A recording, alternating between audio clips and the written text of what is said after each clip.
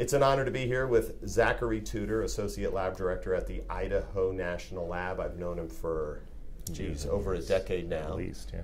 And you're a globetrotter, and while you're out there, you have ties to the DMV here. But we're here at the Climate Summit, our second summit that the wonderful nonprofit ACT-IAC is putting on. And while you do a lot of speaking around town on all things technology and mission and nuclear energy and power, why is this climate topic so important to you and the laboratory? Well, so Idaho National Lab is the nation's nuclear energy laboratory, and our mission is to change the world's energy future, right? And so clean energy, but climate resilience is also a big part of that. We feel that nuclear energy is one of the clean energy resources. People don't always realize that, and it's a key to climate resilience.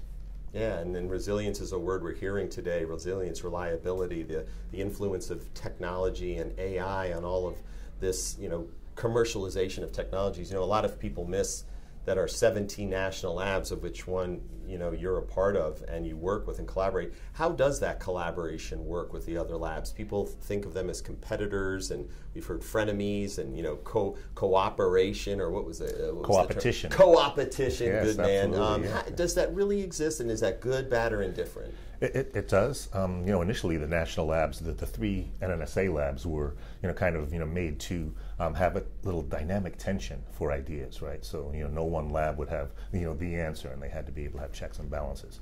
As the additional labs have come on board, each one of us has different specific skills or capabilities or instruments that are unique to them, but we also have a lot of base capabilities. So there is some competition, but even here in the summit today, you heard about the modeling capabilities that Lawrence Livermore has. I'll talk about some of the physical testing capabilities that INL has. NREL is key in renewable energy research. And so we all do have our specialties too, and where we need each other, we know where to go and team for those things. And then some of those base areas, we might compete just a little bit. Well, let me ask one last question, because anybody who would Google you would see, Associate Lab Director, Idaho National Lab, Homeland Security Directorate. What's that tied to? Department of Homeland Security or writ large Homeland And it's actually National and Homeland Security. Oh, and okay. so I guess that kind of broadens it out. So I've worked with the fledgling Department of Homeland Security, helped stand up the industrial control systems, computer emergency readiness team, things like that. INL and other national labs were key partners of that as well.